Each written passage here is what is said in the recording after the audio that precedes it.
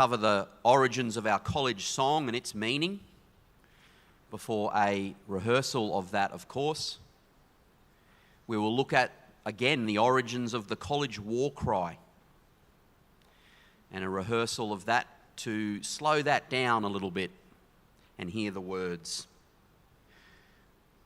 We will hear some reports from the sports area, from wisdom from our acting principal, Mr. Johnson, and we will hear a very, very important message about the college's new approach to mobile phone use here at school. So lots to cover today. Again, wherever you are today, welcome to our college assembly. To lead us in prayer today, I welcome to the microphone our Dean of Identity, Mr. Mara.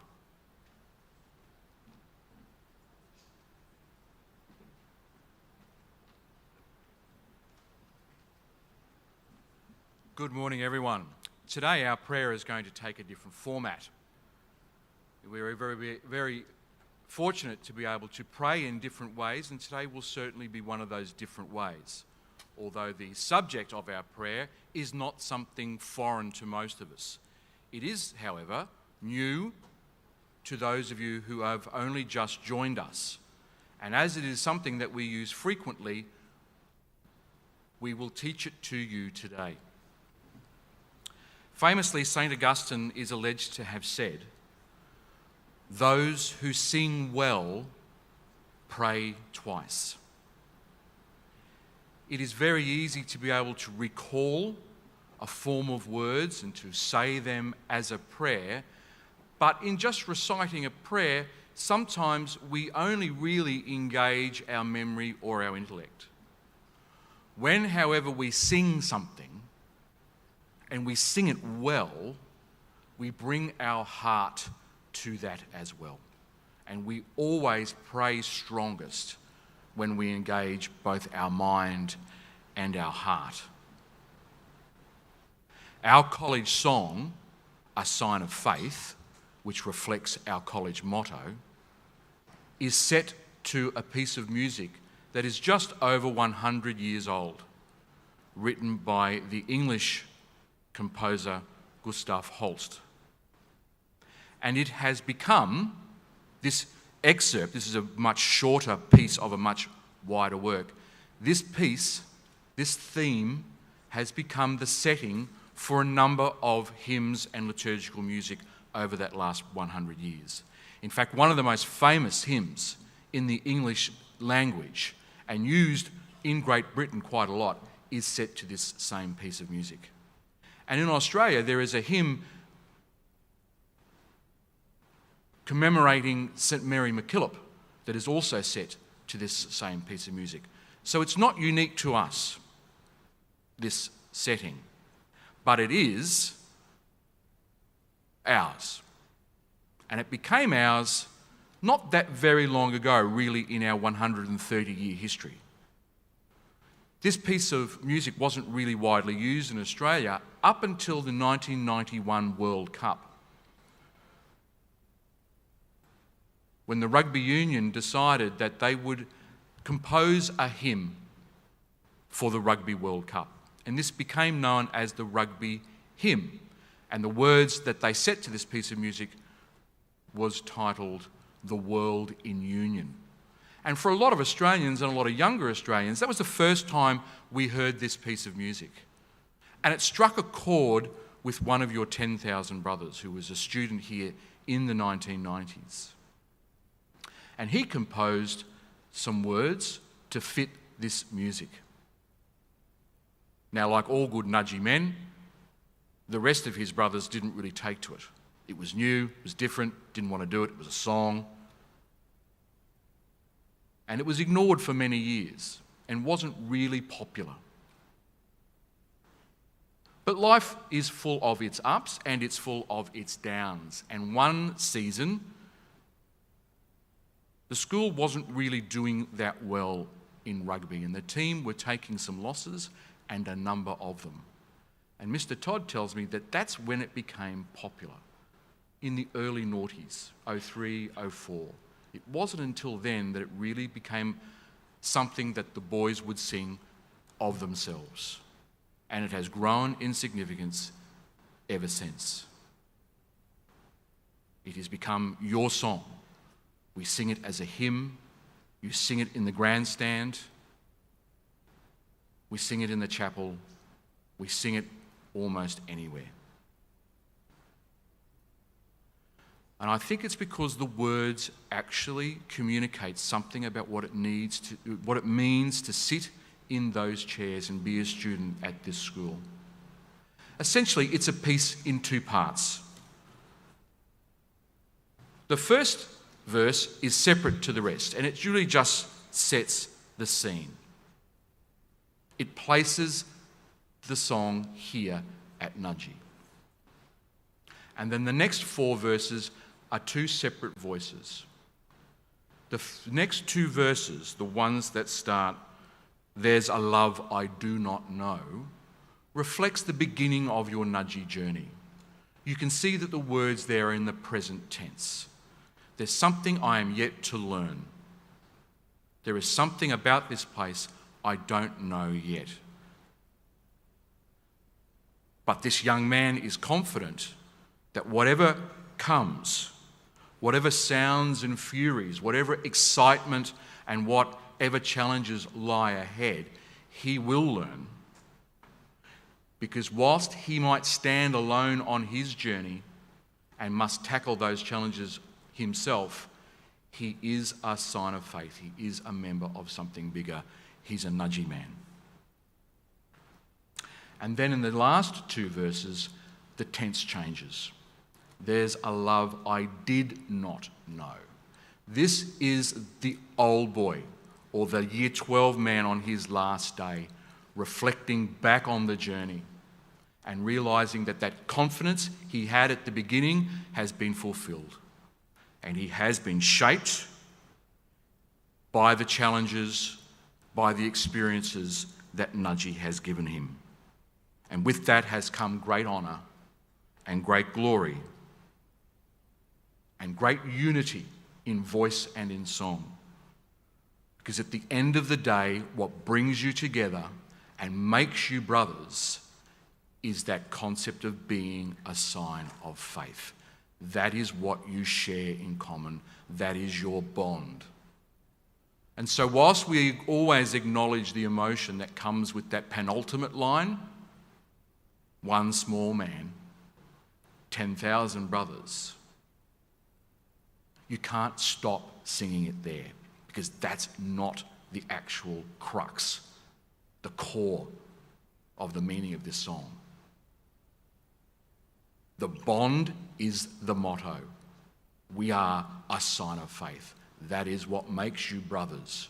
You can't hit the second to last note and then die, because the second to last note only makes sense in the context of the last line. So you have to have lungs full of air enough to get through the 10,000 brothers and then really nail the last line as well, because that's the full stop. In a moment, once Leo has spoken to you, Mr. Stewart and Miss Rika are going to lead us through this, and so we will learn it together today so that we can sing it together not only on Friday but on all the weeks and years to come. And then they will also run us through the opening hymn for Friday's Mass so that we get a bit of a feel for that too. But first, Leo.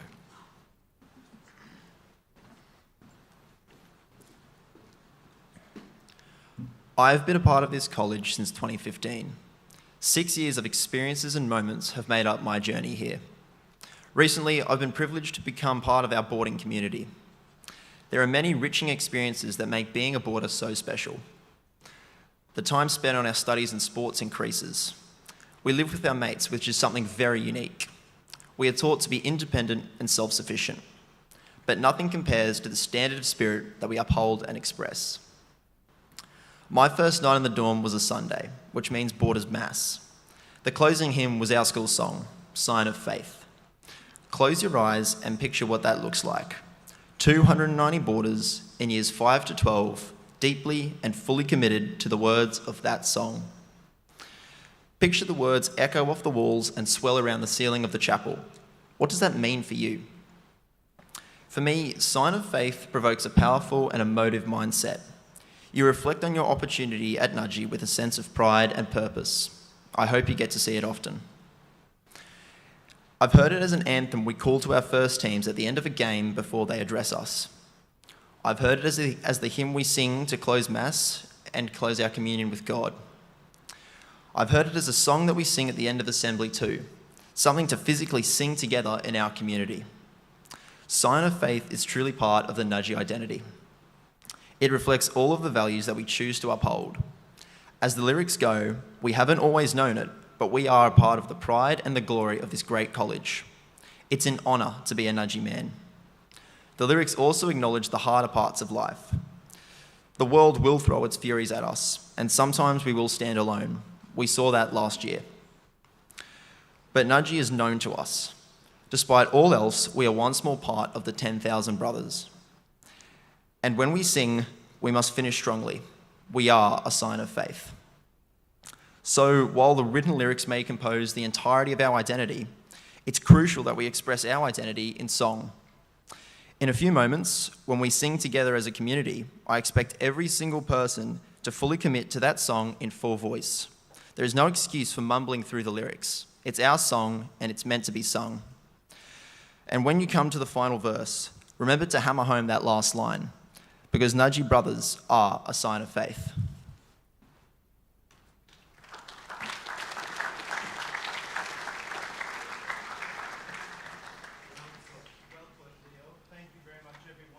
Some of your time on a rather wet morning. I'd like to add to that, just to allay some fears that you might be feeling at the moment. I think last year when I stood my very first day at the college, and I told you I looked at my Apple Watch at the end of the day and went, at about 9:04, my heart rate, I think, tripled. I wonder what happened. Standing in front of you. So let's stand together, please, as a group. If you want to say to me, oh, Mr. Stewart, I'm not a fantastic singer, doesn't matter. All right? The point here is that we're doing it together. And when we multiply what one person can do by 1,700, then it's unstoppable. So if you know this song, sing it out, support the people around you. Some people it might be new, and the same for people listening at home. All right, let's start from the end. Let's start, please, from... If we could go, great, fleeting life we have before us, yet always can we say. What I'm looking for is, can you maintain that strength that you have in 10,000 brothers for the very end? I got to stop moving with my hands. Ready? Let's go from fleeting life. Ready? 1, go. Fleeting.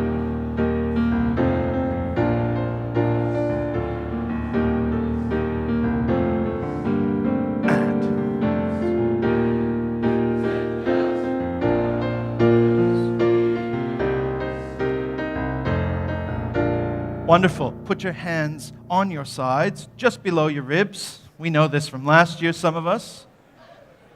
Some in the middle school have used this as my greeting. All right. So what I want you to do is sing One Small Man. Notice what happens here when you sing 10,000 brothers.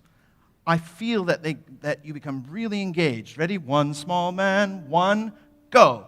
One small man. Go.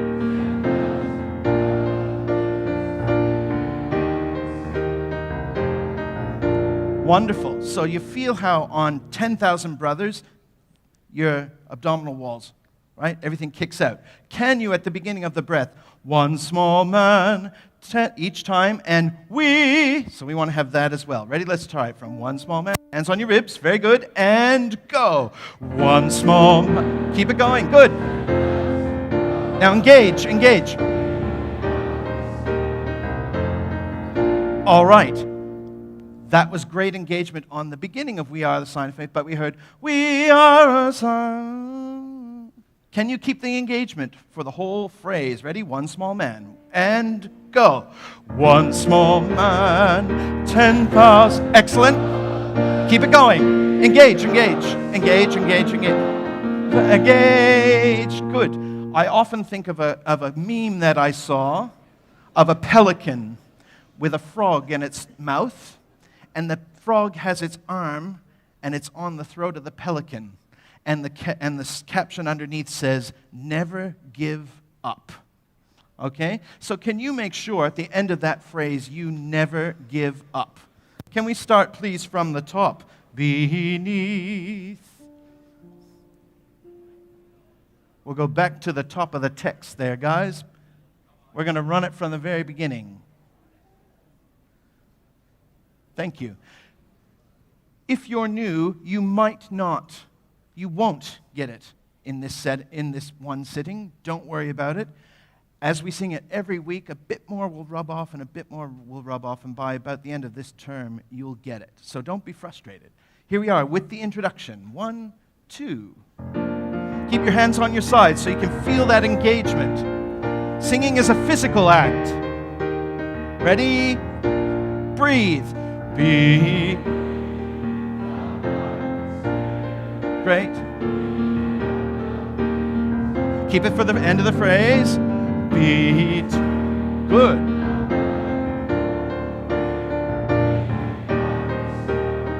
Take a big breath. Ready? Breathe.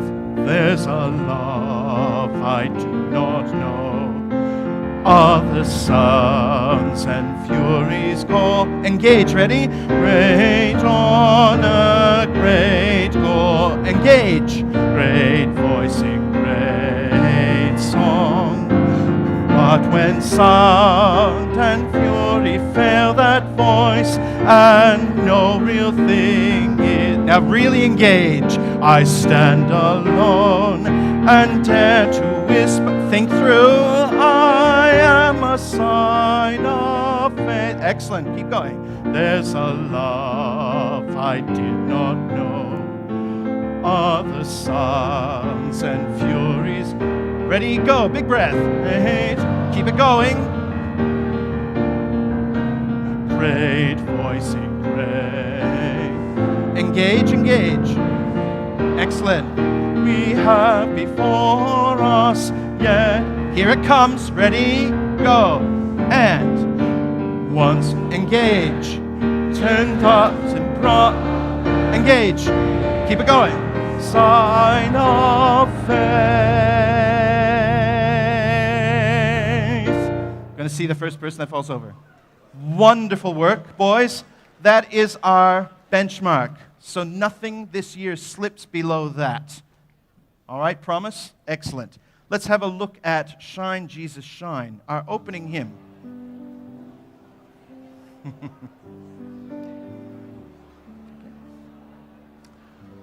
All right, gents, we're still going to stay standing. We know that this is a favorite. Everyone knows the Shine, Jesus, Shine. It's the beginning bit. Everybody kind of goes, hum, hum, hum, hum, hum. So let's look at that. Let's address that. We've essentially got, thank you. Thanks, come back. We've got 3 phrases. Each phrase repeats twice, except for the last phrase has a question and an answer. So the first one goes, shine on me, shine on me. That's the difference. Let's sing it. Shine. 2, 3, go. Shine on me and shine on me. Good. Fantastic. That's all you need to know. Let's look at the first line. Am I low? Is that E flat? So, Lord, let's not worry about words. Ba, ba, ba. Ba, ba, ba, ba, ba, ba, ba, ba, ba, ba. I'll sing the first phrase, you echo back. Ready? And my turn. Ba, ba, ba, ba, ba, ba, ba, ba, ba, ba. Go. Excellent. We need to remind you to engage again. This is true for everything we do. Thank you. I'll wait. I'll wait. Good. Thanks, guys. It's all right to have fun. My turn first. Ba, ba, ba. Don't do the feedback. Ba, ba, ba, ba, ba, ba, ba, ba, ba, ba.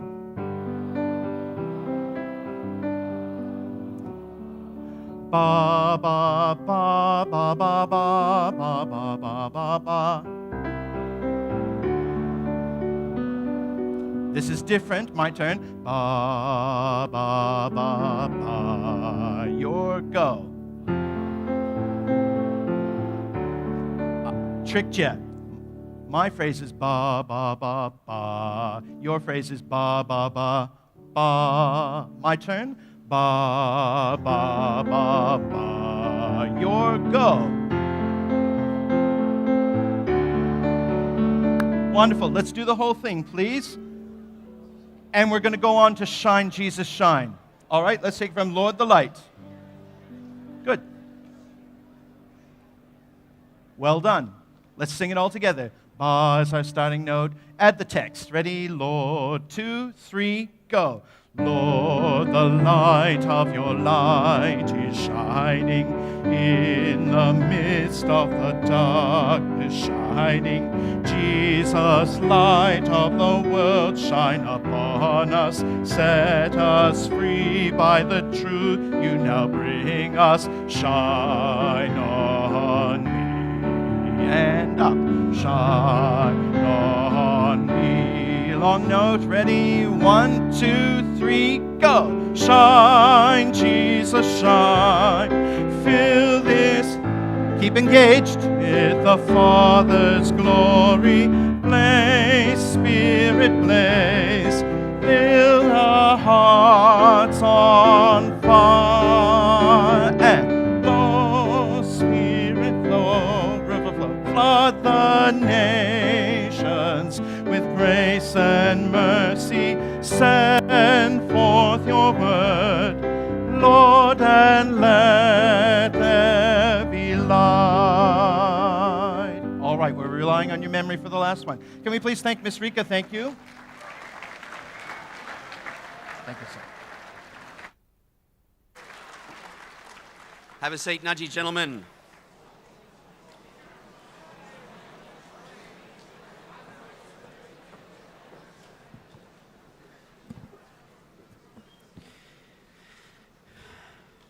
So we've got a really great unpacking and rehearsal there of the college song, which really took hold when boys started singing that in connection to an expression of school spirit. Gentlemen, similarly, the college war cry, for those who are new to us, is an essential part of life here at the college. It wouldn't surprise those who have been here a while, though, to know that many college old boys and staff feel that in recent times the chanting of the college war cry has been done too quickly and the words aren't clear. Therefore, some of the meaning has been lost. And the college seniors this year have one of their projects to do a bit of work with us all on that, in slowing things down and some of those words to be clear. A very quick story about the college war cry, gentlemen, because many ask, sir, where does that song come from? Where does it originate? I can tell you that in our college archives that Mr. Sayre keeps fantastically for us in the College Museum and around in the Tracy building, we have an incredible amount of records and documents, and they go all the way back to 1891. We have all of the college annuals from the first time they were published in the 1890s. We have letters and documents by the Christian Brothers and other people about Nudgee. We have all of the books about how much things cost and how much in fees people paid. Interestingly, in all of that written information and story, there is nothing which makes mention to the origins of the college war cry. Oral historians recorded by old boys indicate there's been various war cries over the years. If you were to say to a gentleman perhaps in his 80s, let's sing the war cry together, he might chant a different one to you. Mind you, he'd still remember something. The one which we now know as the college war cry came into existence sometime in the 1950s and was definitely in widespread use by the 60s. College historians have concluded that as nothing is officially recorded anywhere, it probably is something that came from the boys themselves, not a teacher, not the Christian Brothers, created by the students and took hold from there. It was never officially declared the war cry, it became so organically. That says so much about the student-led spirit of Nudgee. One reason it may have taken hold and become so popular is perhaps some of the uniqueness of the lyrics. If you ever wondered what they are, you'll see properly in a moment. Gents, it's the college tradition that the war cry is chanted as the last war cry for cheering practice, which we will start in a couple of weeks' time. It is sung after first team matches in sports and activities, win, lose or draw. It's used in GPS events after Nudgee wins a race. And many boys now make a circle in the middle of the oval in team sports, perhaps after a win when the game has been played in good spirit and they sing the war cry as a celebration. It's part of the fabric of who we are. It was highlighted in our documentary a couple of years ago called The Season, about our first 15. We sometimes struggle to get it right. Let's enjoy a clip from that.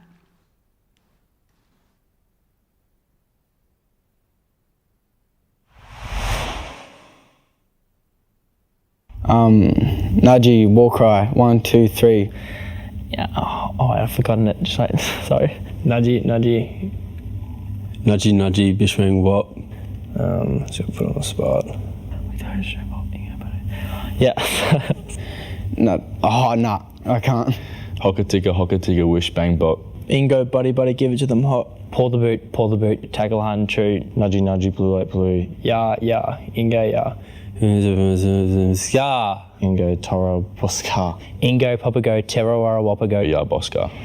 A lot of boys tend to not really know the words as such. That matters to a point, but it's more about getting the boys, to unify together. It's one of the mysteries of Nudgee College. No one's really sure of the clarification, translation or origins of the Nudgee war cry.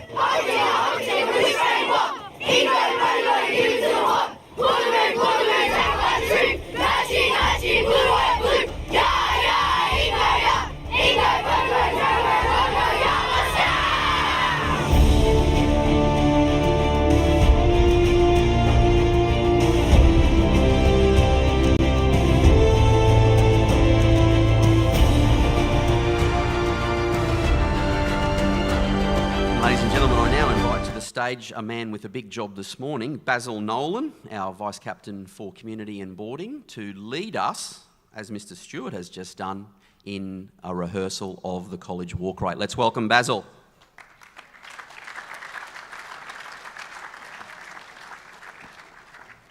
Morning, boys. I'll go 2 lines, I'll read it out, and then you repeat after me. And then hopefully, if we can put it together nicely, I'll get you all to stand up. We can repeat it all together.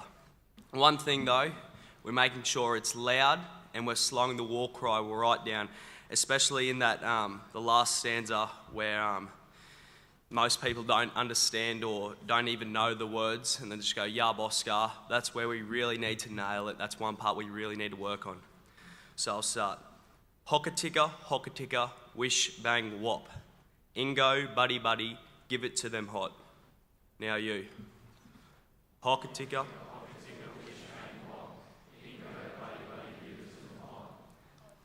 Pour the boot, tackle hard and true.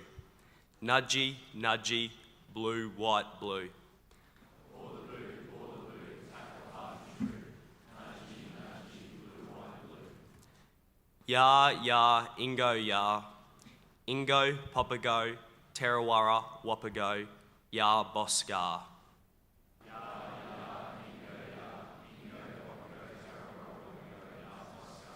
That was pretty good. So now can we all stand up?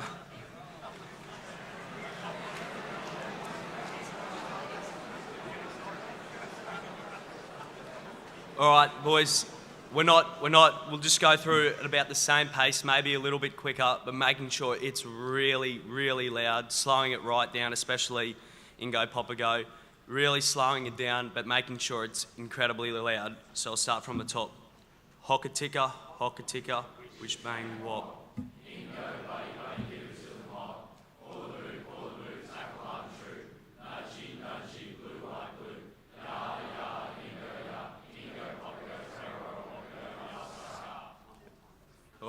one more boy, one more time. A little bit slower, but even louder, boys, even louder. It still wasn't loud enough. All right, Hokitika, Hokitika.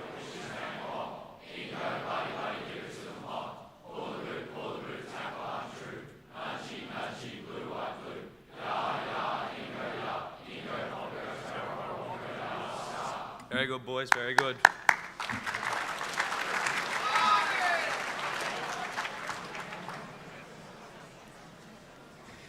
And gents, we look forward to hearing that from the grandstand hopefully in a couple of weeks' time. Let's have some sports reports now from College Vice Captain Doug Gemmell.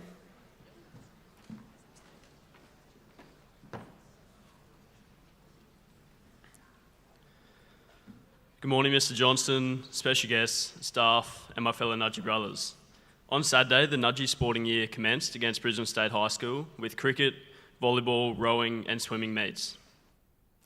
In cricket, the 5 A's and B's, 7 A's and B's, 8 B's, 9 B's, 10 A's and B's, 11 A's and B's, second 11 and first 11 all recorded first up wins. Nudgee won 16 out of the 18 GPS fixtures played against Brisbane State High, marking a very successful start to the cricket season. A special mention goes out to Roman Jones in the 7 A's for his outstanding 6 wickets for 6 runs off 7 overs to claim a tight victory for his team. Jackson Andrews from the 10 A's for his second career hat-trick in his team's 54-run victory, and to Callum Russell for his 5 wickets for 21 off his 10 overs in the first 11. Congratulations on your efforts, boys. Oh.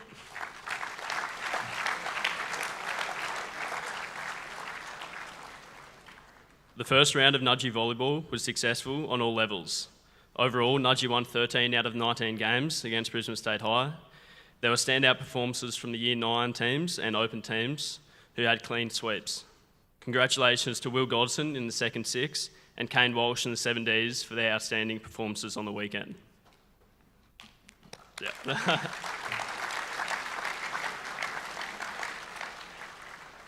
The first 6 were impressive in the first set, winning it convincingly 25-10 and displayed quality volleyball. The second set didn't go their way. The boys fell into a slump and lost 25-20. However, the next 2 sets they gained back control when Josh Reed and Harry Blackmore came onto the court to win 3-1. All of these boys, especially Roman in the first 6, used grit and determination to win back victory for their teams when the odds were against them. Although they were on the edge of defeat, they regathered themselves and maintained effort and continued to persevere in order to be the best team on the day. Congratulations to all the boys that participated in sport this weekend, and I wish you luck for the week ahead. Thanks.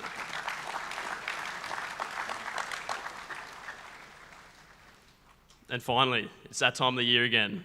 The 130th Annual Inner-House Swing Carnival is on tomorrow. Last year, Fogarty had a very convincing win against all the other houses, and I'm glad to say that we're confident in going back-to-back tomorrow. It's your job tomorrow to help your house win the Swing Carnival on its 130th year and become a part of Nudgee history. Remember, participation wins events. I hope to see you all there. Thank you.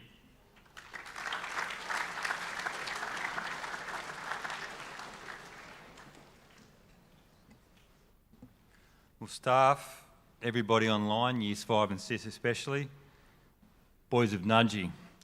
Firstly, gents, I want to say thank you. What an interesting morning we've had. Talk about swimming carnival. You've had to come down in soaking rain. You haven't complained.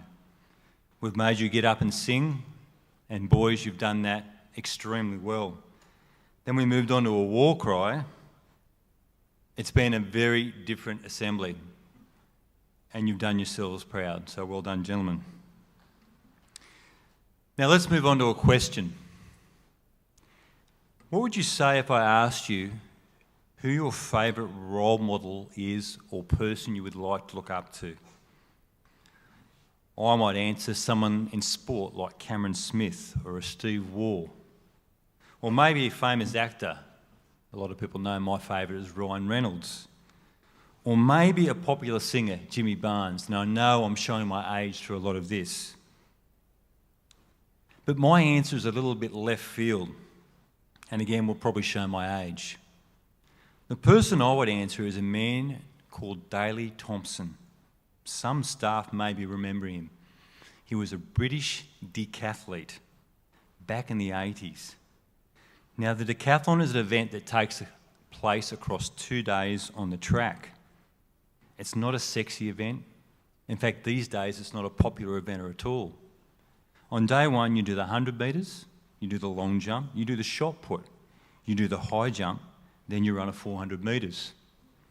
You come back the next day, you do the 110 metre hurdles, you do discus, you do pole vault, you do javelin, and then, in a cruel twist of fate, you have to run a 1500 metres. Now, Daly was an amazing athlete and an amazing man, and I was inspired by him at a very young age when I watched a video. And it went something like this. Daley Thompson prepares for the first of the 10 disciplines in the decathlon. For as long as I can remember, whenever I played sport, all I ever wanted to do was win. From about 8 or 9, I kind of knew that I wanted to be a sports person. Daley Thompson's very precise entry into the starting blocks.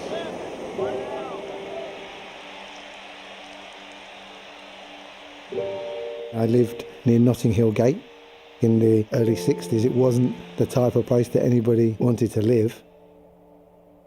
You just went there if you didn't have very much. As a kid, I very rarely got any new clothing or shoes. I used to mostly get hand-me-downs. It wasn't easy for a black kid in the early 60s. We weren't always welcome. Racial violence erupts overnight. I was kind of just treading water, and it was tough.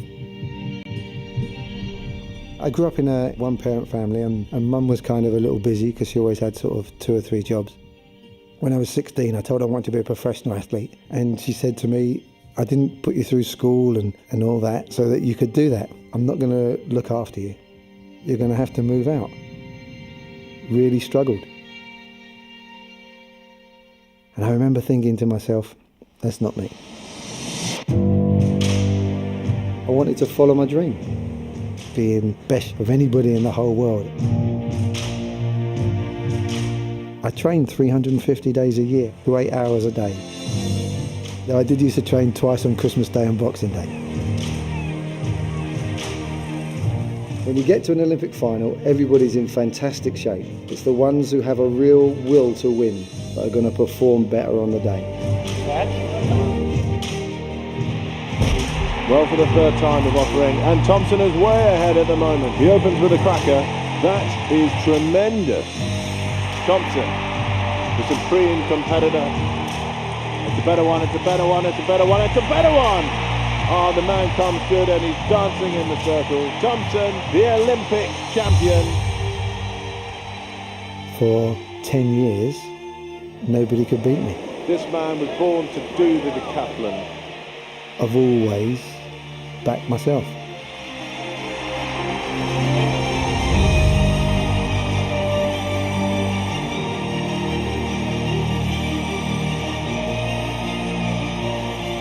I think a lot of people would have seen my upbringing and as a setback. I just saw it as an opportunity, show what I could do. The greatest all-round athlete in the world, the Olympic champion, Daley Thompson. Chase your dream, no matter what.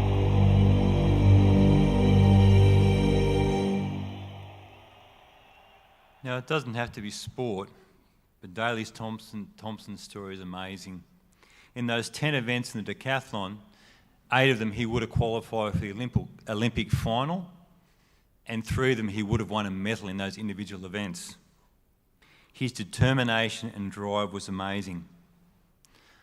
I was captured by him when I heard him talk, probably over 40 years ago now, when he said things like he trained twice on Christmas Day and Boxing Day. And when asked why, he said, well, because I know my competitors won't be. He trained 8 hours per day, 350 days per year for 10 years. Thompson backed himself. Yet he came from very humble beginnings. He did not let his beginnings define him. Gentlemen, as we start a new school year and really get into core business, you need to now get to work and make the most of your opportunities. As Daley Thompson says, chase your dream no matter what. Grab that golden ticket we keep talking about with both hands. Immerse yourself in all you do. Live your life with no regrets. Be that sign of faith. Have a good week, gentlemen.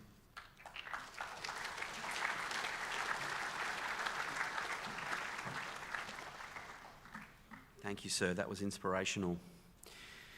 Gentlemen, as I flagged last week, have briefed our teaching staff about and have raised with parents last night at the Year 7 and 8 night, there is a change to our mobile phone policy this year, which is really critical for us to all know. I will follow this up today with some communication with your parents and also put some things through the daily notices. Gentlemen, how have we reached this conclusion? Has it been in a knee-jerk way? Absolutely not. For the last 18 months, we've had a committee of people put together to look at mobile phone policies around Australia. We've looked at similar schools to Nudgee. We've looked at state schools in Queensland and New South Wales. We've read research from around the world about mobile phones in schools and device usage as well. We've surveyed parents and staff and so on. It's been quite the process.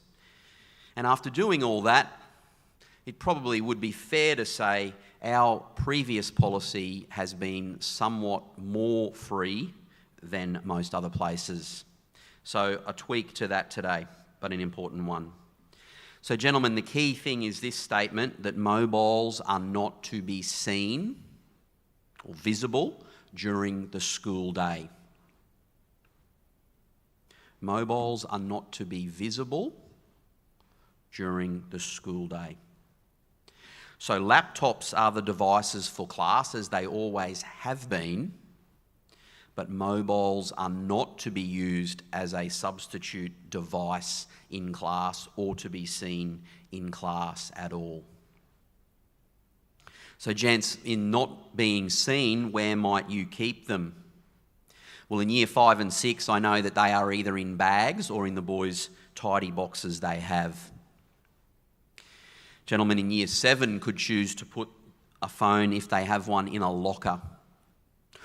Many of us also have lockers from grade 8 to 12, where the position of your locker is more free to you. You put a lock on that locker, it is then yours around the school based on your timetable.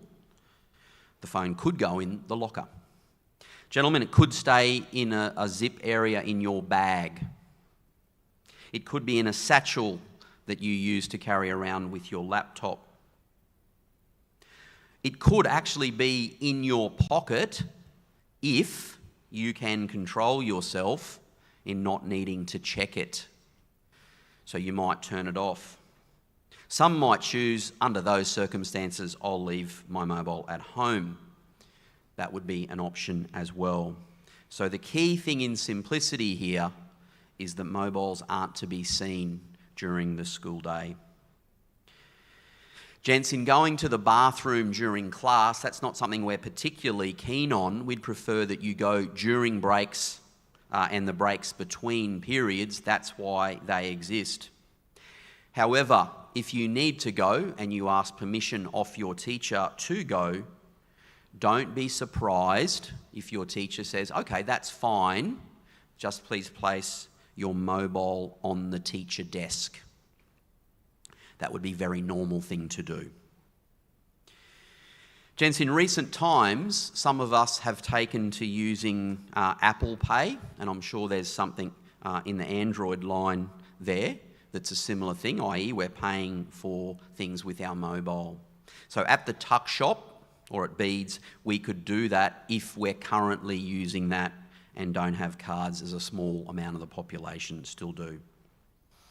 Of course, gentlemen, we travel to and from school, and some of those trips are long, and it will be very normal for you to have your mobile for that. At 2:55, of course, your mobile can come out and you might need to check messages from home. Likewise, gentlemen, in your curriculum areas, in your classes, some boys need to video performance, they need to take photographs of work they've done in art and design tech and so on. When your teacher specifically says, we're going to be using the mobile for class, specifically, that is okay. However, what I would say there, the proviso is you're not making that decision for them. It is when the teacher says they're out. Now, a slightly different approach to Year 11 and 12 on the basis of your age, on the basis of your maturity, and on the basis somewhat of history telling us things haven't been quite the problem in those grades before.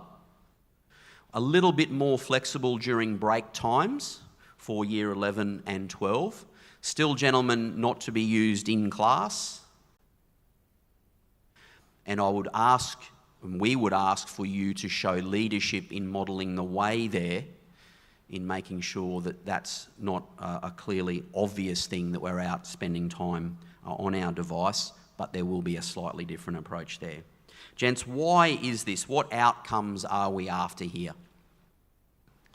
Gents, we want you in class getting the best possible outcomes that you can, not focused on Snapchats that you might be receiving or wanting to send or anything else on your mobile. Gents, we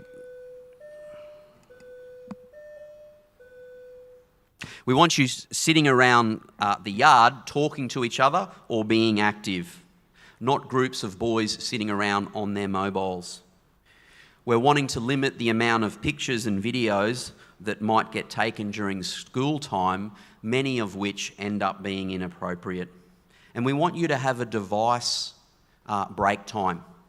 We know that they are important things for you to be on in your learning, but we want a break from that. Gents, someone's asked me about smartwatches, and many of us have those, myself included. If a message comes through on a smartwatch and you quickly look at that as you would look at the time, that is understandable. Likewise, if a calendar is on your smartwatch. Again, if you're then spending time mucking around with it over a period of time, your teacher would challenge you. This is about common sense. Gents, I know there's a number of boys here for medical reasons who actually need their phone because it is connected, or it has an app on it, which is important. And we have the names of some of those boys already. There will be a special card that you will be given to put with your phone to indicate to teaching staff that that exemption exists. But I'll be asking you and your parents about that, and you'll need to be communicative to me and teachers if you can just give us some time in working through that over the next week. Gents, I've mentioned to your parents to communicate with you via email. So boys, your email is more important than ever before. Make sure you check it, particularly after morning tea and after lunch, for details about things. Gents, the bell has gone. There'll be time for you to discuss that with your teachers today and in PC time in the coming days while we work that out.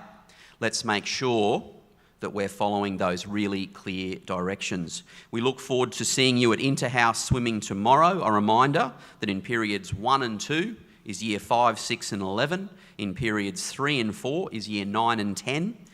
And after lunch, an earlier lunch, year 7, 8 and 12 are heading to the pool for lunch and the afternoon period. There'll be information from your house deans on Thursday morning, gents, about commencement mass. And year 12s, you have a rehearsal in period 5 Thursday. Can I ask College Senior Dylan Lawrence to lead us, please, in 3 cheers? Nudgee! 3 cheers to all the boys for getting around the school song just now. Let's get that one down, Pat. Well done to the boys who won on the weekend. Shout out Russ for the 5 wickets. Love to see it. Swimming carnival's on tomorrow, boys. Be sure to get involved. Seniors, there's no excuse not to participate. It's our last one. Good luck to everyone competing in activities this weekend. Try your hardest and be sure to get that dub. Ingaway! Ingaway! Ingaway! Thank you, Dylan. I've just recognised, gents, the bell went 10 minutes early today. That's clearly telling Mr. Todd to hurry up. So we've got plenty of time for period 2. Just an early note to staff and students.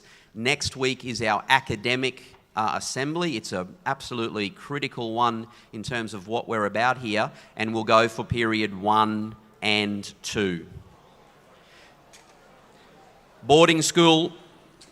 Sorry, Mr. Tuvey. Thank you for a reminder. Gents, in our boarding school, a happy day today. We are returning to our dining room. So from morning tea and lunch, we are returning to our dining room. If you have your bag with you heading to that space, if we can leave that, please, along our walkway in the Tracy building to the dining room. Gentlemen, have a great day.